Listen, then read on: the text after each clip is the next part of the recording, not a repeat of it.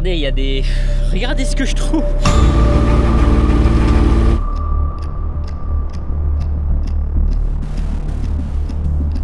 Et après du coup la luzerne on va la laisser comme ça en andin, sécher. J'ai retrouvé le propriétaire du premier Ares qu'on avait. Putain mais le Valtra il fait un boucan. Démarrage du moteur d'avion. Ouais tout ça.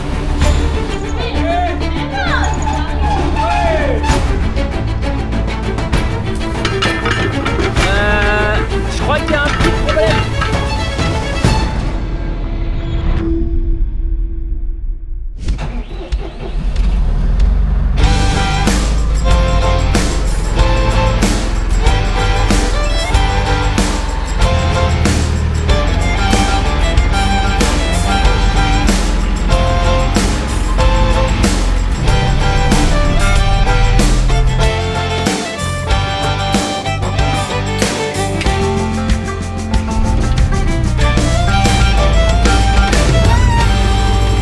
Salut tout le monde, j'espère que vous allez bien. Aujourd'hui, on se retrouve pour une nouvelle vidéo. Bon bah vous avez compris ce qui va se passer aujourd'hui. On va se resservir un petit peu de la mini pelle. Tout simplement, on a quelques canalisations à recreuser, etc. Donc ça, je vais m'en occuper avant qu'il y ait les artisans qui viennent. Parce qu'après, il y aura les moissons de tournesol, moissons de maïs, moissons de sorgho. Donc j'espère que ça va vous plaire. N'hésitez pas à laisser votre petit pouce bleu, à vous abonner. Et je tenais à remercier pour les, déjà pour les 500 000, ça vous le savez. Mais pour les retours par rapport aux dernières vidéos, vous kiffez toujours autant les vidéos de la maison. Merci pour tous ceux qui m'ont donné des conseils par rapport au toit, par rapport à l'écran sous toiture. C'était absolument pas pour l'isolation, mais vraiment plus pour un parapluie. Dans l'hiver, quand j'étais venu avec mon père, on avait ici un tuyau en PVC qui passe ici, hop hop hop, et qui, je ne sais pas où ça va. Donc il va falloir qu'on creuse pour savoir où est-ce que ça va. Vous vous rappelez bien, à l'intérieur il y a des chiottes. Bah simplement, toutes les eaux usées, normalement elles vont partir tout droit vers ici, cette canalisation. Hop là, il faudra qu'on se branche. Donc ça c'est les eaux usées, tout simplement. Il y a eu des travaux pendant l'hiver, ils ont refait des canalisations par-ci par-là. Là ça passe. Donc là c'est des eaux usées. Et moi ils m'ont mis un petit regard ici. Donc voilà, en gros il faudra qu'on se branche ici. Donc ça d'accord, pas de problème. Par contre moi c'est toute la partie pluviale. Parce que maintenant, pour ceux qui ne savent pas, on est obligé de séparer le pluvial des eaux usées. Donc pas de problème, sauf que ici on a une gouttière qui descend. Et vous voyez il y a le tuyau PVC qui part. Et qui part tout droit vers là-bas. Mais vers où? Je sais pas exactement. Et dans tous les cas, ici sur les plans, il y aura une grosse dalle qui fera une terrasse. Donc ce sera une terrasse qui arrivera, je sais pas à peu près, mais qui arrivera bien jusqu'ici. Et après normalement la partie qui est là-bas, ça sera une piscine. Donc ça c'est pas encore, mais faut quand même se prévoir parce que s'il y a un tuyau qui passe ici, il faut pas que la piscine, quand on fait la piscine, on explose tous les tuyaux. Donc moi ce matin je suis venu avec ma petite pioche, sauf que j'ai fait 3 petits trous et j'ai fait bon allez, je vais chercher la pelle parce que sinon j'en ai pour longtemps. Surtout que ça fait un mois qu'il a pas plu, même 2 mois qu'il a pas plu. Donc comment vous dire que la terre elle est un petit peu dure. Donc ce que je vais faire c'est que je prends la pelle et je vais essayer de creuser pour voir où est-ce que le tuyau va. L'idée c'est de voir la profondeur du tuyau et surtout voir est-ce que le tuyau il passe là et on doit tout arracher et les faire passer autour là-bas. Ou alors il passe super profond et il n'y a pas de risque. Mais je doute, je doute. Je vais le poser là, comme ça va me servir de support de caméra. Voilà, normalement, vous me voyez. Ça faisait longtemps que j'avais pas fait de pelle.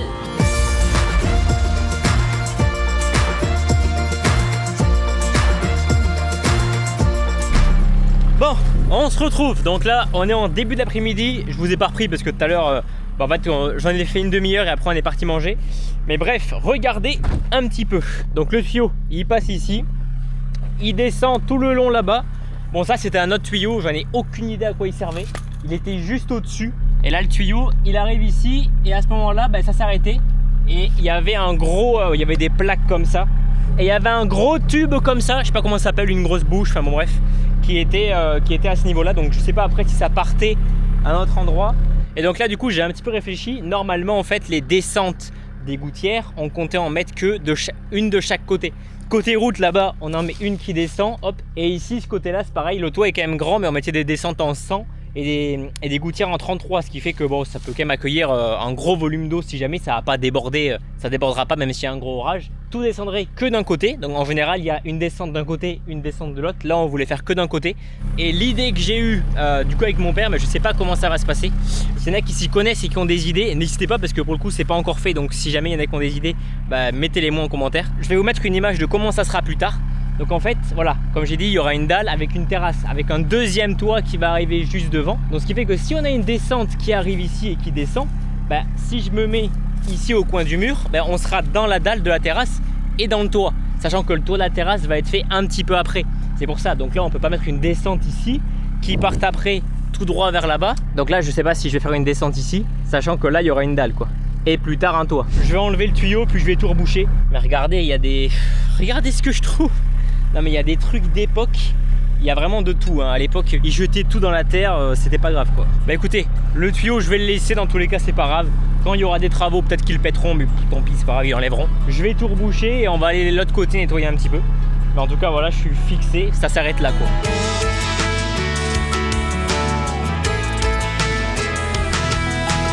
Bon, impeccable, ça c'est rebouché. Maintenant, je vais nettoyer ici tout le long pour pouvoir accéder à l'autre côté.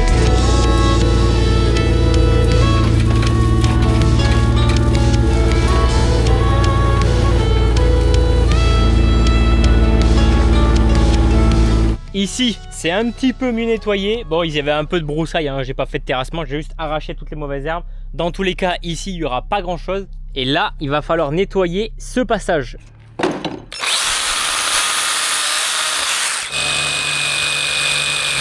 Bon, j'ai un peu nettoyé, mais vous avez vu tout ce qu'il y a encore?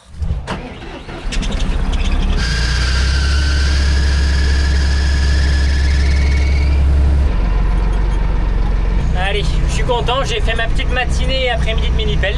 Bon, je vous avais dit que c'était en début d'après-midi, mais pas du tout. Il est arrivé que maintenant, 19h. Toujours le même avec le Valtra post inversé, la barre de coupe Morésil qui du coup fauche et andaine. Et après du coup la luzerne, on va la laisser comme ça en andin, sécher. Et d'ici, là on est jeudi, donc lundi normalement on la moissonne. Le ciel est mal d'eau.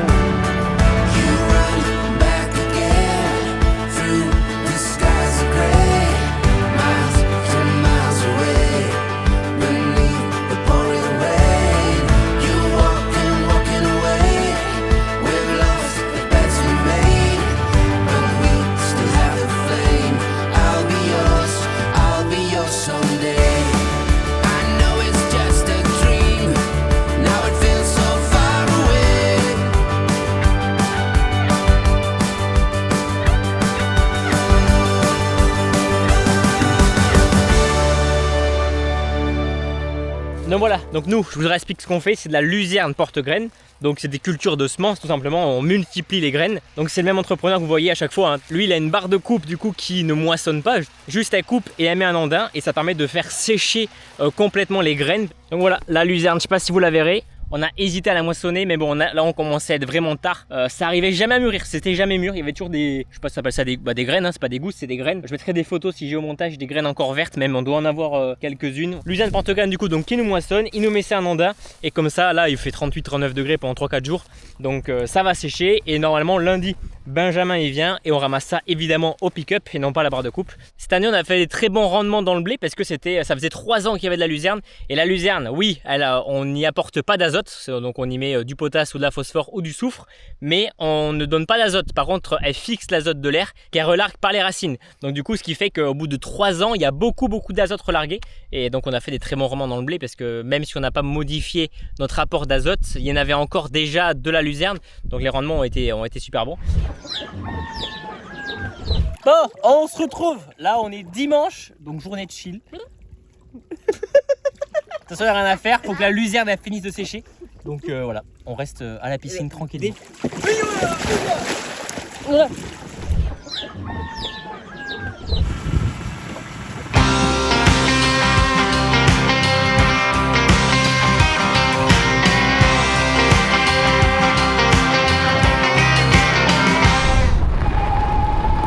Bon, on se retrouve donc là, début d'après-midi. Vous avez vu, ça s'est un petit peu découvert, mais il est quand même tombé 3 gouttes tout à l'heure. Donc là, moi j'arrive avec tout mon matos là. Tac, je vais poser ça là-dedans. Benjamin vient d'arriver du coup avec la petite barre de coupe. En vrai, je crois que c'était une ancienne barre de coupe John Deere qu'il a modifiée. Et du coup, ça devient un pick-up quoi. On met la clim. Normalement, ça va fonctionner. Bon, je vous l'ai pas dit, mais du coup à l'intérieur, on a mis des drains. Donc les drains, ils vont servir à quoi? À tout simplement refroidir la luzerne. Normalement, elle est sèche, donc c'est pas pour la sécher, mais plus pour la refroidir. Bon là, du coup, je suis tout seul. Mon père va sûrement me rejoindre après et ma soeur aussi, mais ils sont en train de faire la sieste. Là, il est bientôt 14h. Ils font leur petite sieste à chaque fois. Moi, j'arrive pas. Je n'arrive pas, les amis, à faire de sieste en après-midi. Bon, sauf si j'ai fait une grosse soirée et que je suis éclaté. Mais en général, je n'arrive pas à dormir en journée, quoi. Et puis les peureuses, il va falloir qu'on attaque aussi. On est le 18 août, donc 18 août, ça veut dire qu'on a l'autorisation de faucher, enfin de tailler les haies. Depuis le 15 août, on a droit. Donc c'est ce qu'on va faire, on va tailler les haies. Bon, je pense que là, on va faire tous les chaumes de blé. Ça fait du froid pour le moment. Bon bah écoutez, tant mieux. Et anecdote les amis, j'ai retrouvé, j'étais à une fête de la terre là, à côté de chez moi. Une grosse fête de la terre. Et j'ai retrouvé le propriétaire du premier Ares qu'on avait, le 610 RZ. Je sais pas si tu verras la vidéo, je sais que son fils suit les vidéos. Et du coup bah, on parlait comme ça. Je parlais sur un stand et je fais ouais, notre ancien Ares. Et il y a le mec à côté, il fait bah c'est moi en fait. Et du coup on a échangé nos numéros. Et je serais carrément chaud d'aller voir le tracteur, voir ce qu'il est devenu. Parce que c'est quand même le tracteur mythique de ma chaîne quoi. Enfin j'ai commencé les vidéos, les premières vidéos à la ferme c'était avec l'Ares, c'était un déchômage que j'avais fait, je me rappelle. Et bien c'est tout le monde, c'est Stavo, j'espère que vous allez bien. Aujourd'hui on se retrouve pour une nouvelle vidéo. Première vidéo IRL. Donc ici on a un petit Renault Ares, voilà, on va aller déchaumer un petit peu. Et c'était un Ares 610, celui-là c'est un nouveau qu'on a récupéré. Mais voilà quoi. Donc si vous êtes chaud, je viendrai le voir, il est à peu près à 1 heure, 1h30 de chez moi. Oh là là, par contre le maïs, il fait vraiment la gueule, hein. C'est du maïs irrigué. Il y a des zones, là c'est une zone sur le bord du champ, c'est une catastrophe. Donc bon, on verra les rendements. Et là le tournesol d'ici 3 semaines à mon avis, on le ramasse. Est-ce que, bon là ce qu'il faut regarder c'est que bah, absolument tout soit sec. Bon, enfin on va regarder, la moissonneuse c'est dans le champ donc même si c'est pas mûr, enfin même si c'est pas sec on n'a pas le choix. Mais vous inquiétez pas, donc ouais ça a séché pendant 3-4 jours. Il a bien fait facilement 40 degrés avec pas mal de vent. Donc ça suffit à faire sécher tout simplement la plante. Les graines ont été coupées, laissées à l'air libre, enfin fauchées. Donc forcément elles ont plus de quoi récupérer de l'humidité du sol. Donc elles sèchent, elles se déshydratent complètement. Par contre je vois là que il nous reste pas mal de pieds de luzerne qui n'ont pas été fauchés. En même temps il y avait pas mal d'endroits où c'était couché. Donc compliqué pour l'entrepreneur de venir et faucher correctement. On va le laisser bosser. Par contre il faut que je regarde les drains. Faut que je regarde les drains parce que s'ils ont bougé et qu'on n'arrive pas bien à ventiler, parce que du coup le but c'est qu'on va ventiler du coup les grains. Ah bah parfait. En fait ici on va ventiler par la petite trappe là-bas. Enfin vous connaissiez, hein, chaque année c'est pareil. On va mettre une soufflerie au cul de la benne, ça va souffler dans des drains troués, la chaleur va partir et ça va permettre de refroidir les graines et avoir une meilleure conservation forcément. Puis évidemment si le tas est chaud et les graines sont chaudes, c'est comme un tas de blé quand il est humide, il chauffe et après il commence à pourrir. Et bien là c'est un peu le même système, même si évidemment il y a moins d'humidité. Si le tas de luzerne, les graines sont chaudes, bah en fait voilà, ça va mal se conserver dans le temps. Le but c'est de refroidir ça à température ambiante et dès que c'est bon, on met tout ça en big bag. Of my eye, pretty as a bee on the 4th of July. You ought to give me just one try, and I'll steal your heart away from mine. Yeah, I'd steal your heart away from mine.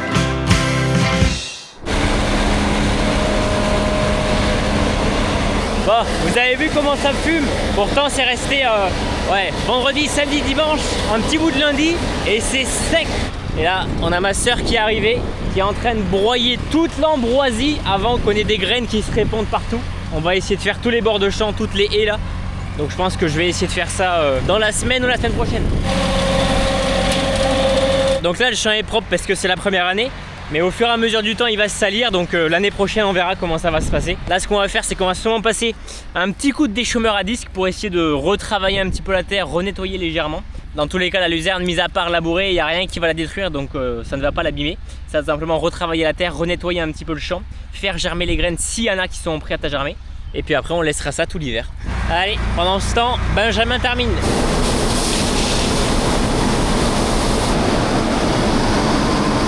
Là je regarde que les drains soient bien couverts. Bon bah apparemment les rendements sont pas si dégueux que ça. On arrive à peu près à 400 kg hectare. Alors 400 kg c'est quand même la... En France c'est quand même la moyenne basse. Mais bon, c'est pas dégueu.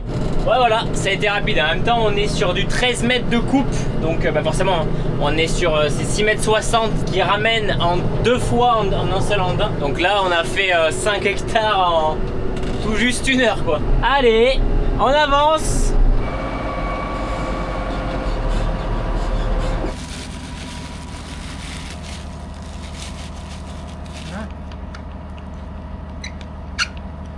Donc la soufflerie, bah, c'est comme tous les ans pareil. On a une grosse soufflerie qui envoie de l'air par du coup la caisse qu'on a. Ça part dans les drains, dans la benne. Là on a serré ça avec des colliers pour pas que l'air forcément se barre. Putain mais le Valtra il fait un boucan. Et là faut vérifier que tous les drains... Ah. Bam, bon là ça va pas. Il n'y a pas de luzerne sur les drains. Donc on va prendre une pelle et on va tout étaler.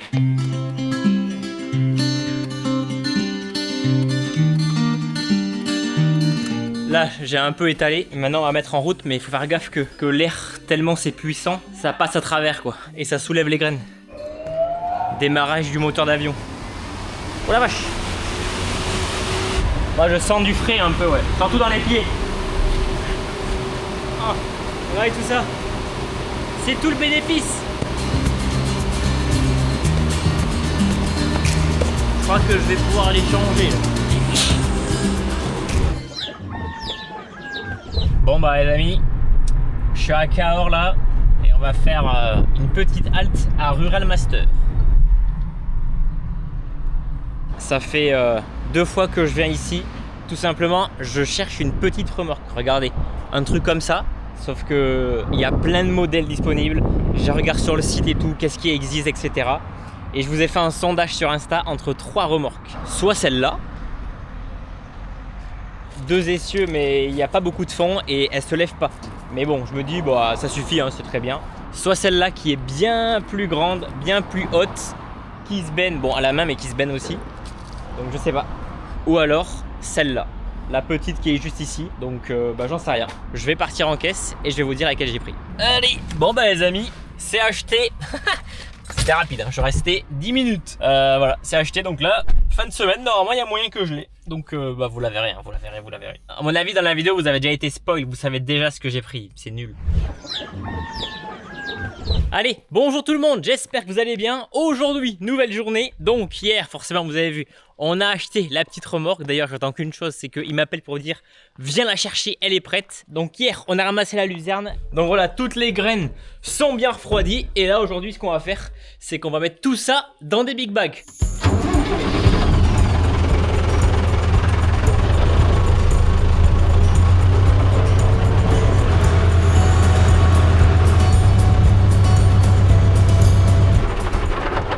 Tac. Bon, le tracteur, je le mets là, le temps de mettre en place la vis à grains. Ce qu'on va faire, c'est qu'on va reculer la benne, vider ça par la trappe et ensuite, bah, tout ira dans les sacs.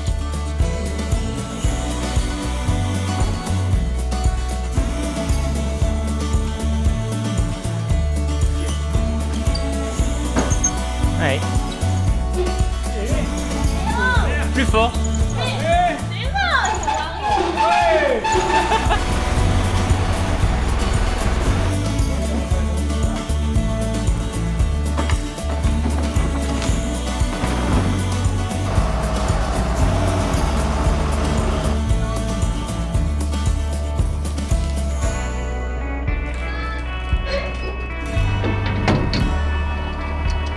Voilà, comme ça, la porte elle s'ouvrira pas. T'as fait ton côté? Non. Ben faut le faire. On va bloquer cette porte avec la cale parce que là si on ouvre ici pour que ça coule, forcément bah, ça va, cette porte elle va ouvrir. Donc on va la bloquer, on va vider par ce côté là. Là on peut pas se servir de la trappe parce que vous savez il y a le caisson. Donc bah, à l'intérieur on a tous les drains. C'est un serre-bois ça. C'est quoi un serre-bois? C'est pas un serre-bois? C'est un serre-bois.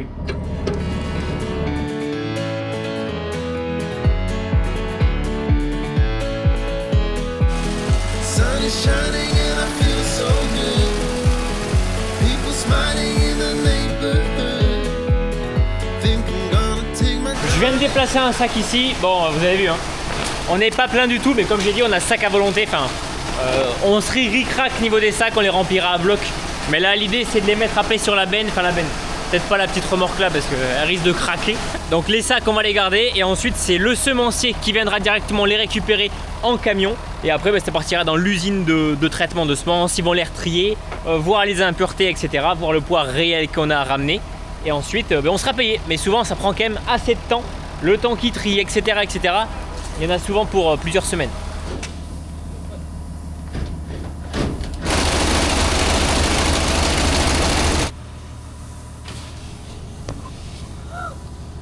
Regardez-moi cette manette.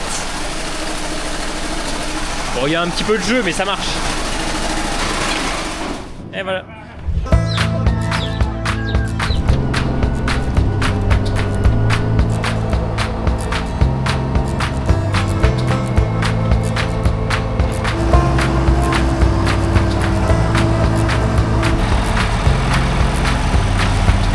Bon, les amis, je vous reprends aujourd'hui.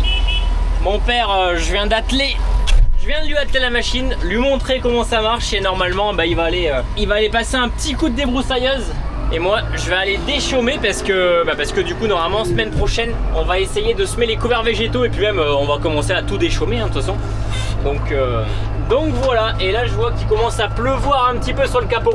Bon, en espérant que mon père revienne sans avoir eu de problème. C'est vrai que comme il la connaît pas, faut toujours avoir un petit temps de prise en main. Justement, c'était l'ancienne machine qu'il fallait plus de prise en main parce que c'était plus compliqué, plus complexe. Et là, le retour du coup du cover crop.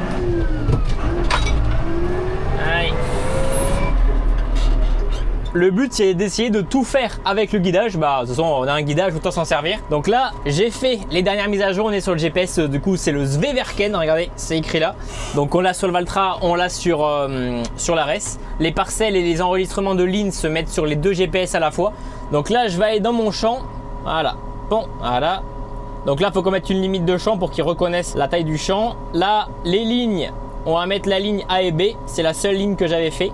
Et là la tâche, on va faire labourage. De toute façon, labourage, c'est la traduction qui foire un peu. Il n'y a pas d'échauffage, mais il y a labourage et labourage profond. Donc là, on met labourage. Et normalement, on va aller régler l'outil. Je crois que j'ai jamais déchaumé avec extracteur. Donc là, je vais aller dans bibliothèque d'outils. Il y a Vibro Charrue Semoir. On va créer un déchaumeur. Non, c'est pas Isobus. Du travail du sol. On va l'appeler Cover Crop. On est sur un attelage. On est sur du 3 mètres. Et normalement, on est bon. On sauvegarde. Et les amis, écoutez, c'est parti. Et là, j'appuie sur le bouton. Tac. Et là, il va se mettre dans une ligne. Bon, voilà. Du coup, c'est bon. Le GPS fonctionne. Ça roule droit. On va pouvoir accélérer un petit peu. Là, je roule à 8 km/h. Et il commence à pleuvoir sur le carreau. Bon, de toute façon, on attendait qu'il pleuve. Là, il est retombé encore une fois 1 ou 2 mm cette nuit. Hier, il est tombé 5. Donc, c'est bon. Ça commence à aller bien. Et vous avez vu, il n'y a pas de fumée, il n'y a pas de poussière.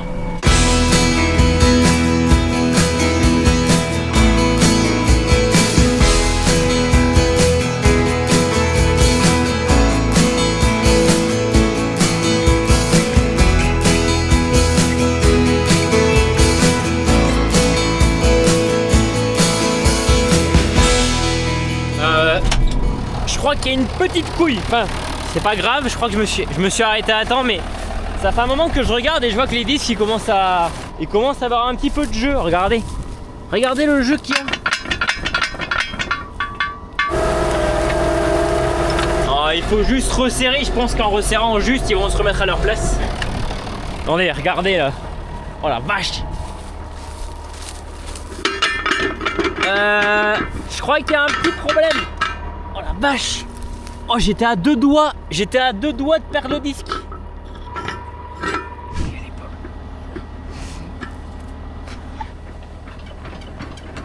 Ça a l'air d'aller mieux. J'essaierai avec cette clé parce qu'avec l'autre ça vaut rien du tout. Le problème c'est que l'autre côté il y a un petit peu de jeu quand même. Sauf que l'autre côté en fait ça n'a pas été desserré. Donc après est-ce qu'il y a du jeu qui se crée? Parce que les éléments ils se bouffent un petit peu, donc forcément avec les frictions du coup il y a de moins en moins de métal. Donc il y a du jeu qui se crée, donc de temps en temps il faut quand même resserrer un petit peu. Il y a encore un peu de jeu, putain. Bon, côté là-bas il n'y a plus de jeu, par contre là il y a encore du jeu quoi. Là j'ai arrêté de déchaumer, on se retrouve ici à la ferme. On va tout démonter, on a regardé avec mon père, enfin moi je savais pas, je pensais qu'il fallait juste serrer. En fait il manque des bagues. Donc là il va falloir démonter ici, ça ici il va falloir le rapprocher pour que ça se décale un petit peu. Donc il y a un petit peu de boulot. Allez, je vous reprends. On a mis ici une sorte de grosse rondelle, ce qui fait qu'on peut plus serrer forcément, parce qu'en fait le filetage au bout d'un moment il se bloque. On peut pas on peut pas serrer à bloc, on peut pas serrer jusqu'à que tout se resserre. Là déjà regardez, ça bouge bien moins quand même.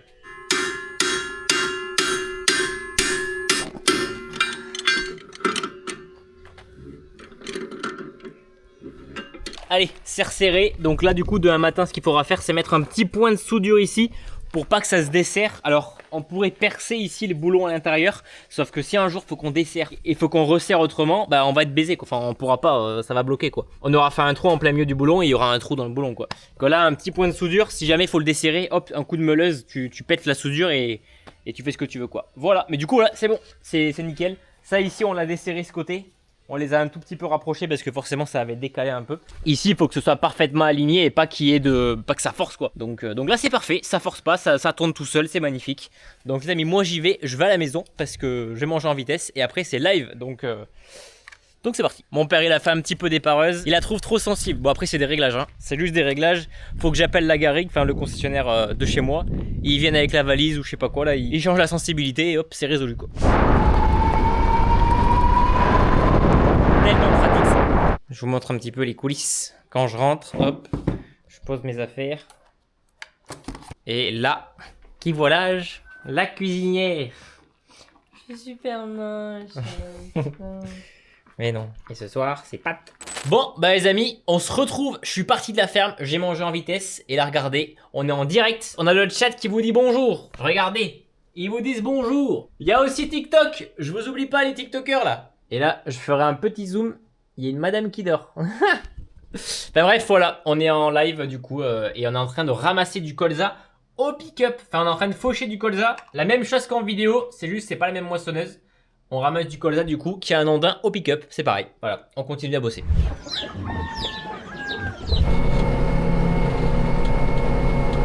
Allez, on est de retour, donc là je viens de reprendre. Ce qu'on a fait ce matin c'est que du coup on a ressoudé les boulons. Comme ça risque pas de partir. Toujours avec le GPS Vederken. Ça fonctionne très bien, impeccable. D'ailleurs si jamais vous êtes intéressé, n'hésitez pas, vous avez un lien en description. Vous pouvez faire un devis, récupérer des infos sur le GPS. Et voilà, n'hésitez pas. Je bosse avec Intrax qui est un revendeur français. Donc qui permet d'avoir un vrai service après-vente hein. Terminé. Voilà, parcelle terminée. Donc là il est 11h38. Bon bah les amis, on a notre petite remorque. Regardez, on la voit là. Putain. Waouh. Impeccable. Eh, ils ont pas vu la KCD? Non. Bon, direction la ferme parce qu'on a un abonné qui nous attend. Ma soeur elle m'a appelé, elle me fait vite, il y a un abonné. Et puis voilà, il faut prendre large. Sinon je vais tout arracher. Premier virage. Paf. Bah Lyon, tu vas vite hein. Elle a fait un dérapage hein. On a pas fait de dérapage.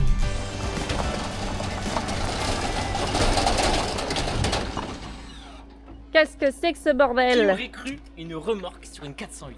Bon bah les amis, je crois bien que c'est bon hein. Je vous l'avais dit, donc voici la remorque que j'ai pris. C'est celle-là, c'est une petite remorque hein. C'est pas la plus grosse qu'il y avait. Ça suffira amplement pour ce qu'on a à faire. Transporter des petites branches, transporter, voilà, bref, vous verrez bien. Vous voyez qu'elle est quand même pas profonde, mais on peut mettre des petites ridelles au pire des cas, donc on verra bien. Mais c'est vraiment pour porter des broussailles, etc. Un petit coup de mini-pelle, on verra bien.